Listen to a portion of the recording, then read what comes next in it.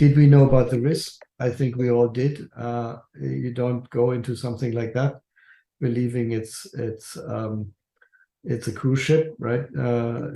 It is clearly something where people know that has dangers associated with it. Only on 4 tonight, a professor from Carnegie Mellon University here in Pittsburgh dove down to view the Titanic wreckage a year ago. On board the Titan submersible with him was Stockton Rush, the CEO of OceanGate, someone who Dr. Alex Weibel calls a friend. Rush was one of the 5 who died when that sub imploded last week.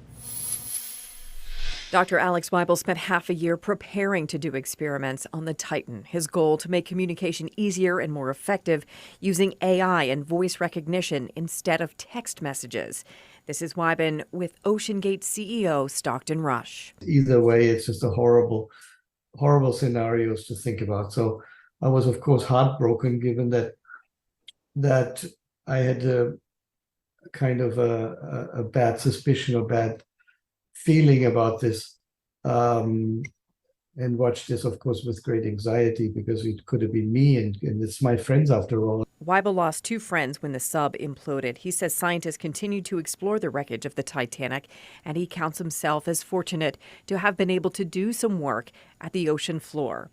A current sensor was placed near the Titanic as part of someone else's scientific research. To measure the current at that depth. And part of the motivation for something like that is to observe the Gulf Stream, because, again, for global warming, people want to know, is the Gulf Stream intact? Knowing what you know now, what would you recommend to companies like this regarding those regulations? There are safer ways to do the experiments that you wanted to do, I would think. Yes, on one side, when you have people who are, in some sense, innocent bystanders who are not experts, at the very least, you need to be very clearly informed, which I believe I was.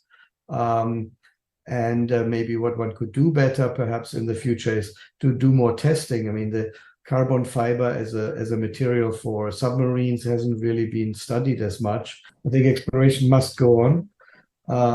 And despite tragedy, whether the OceanGates or other companies can do it, etc., will remain to be seen. But as I said, it would be a tragedy if no one dared to do it anymore. Dr. Weibel says he has been receiving text messages from friends and loved ones since the Titan tragedy. He says he understood the risks when he went on the undersea voyage on the Titan last year.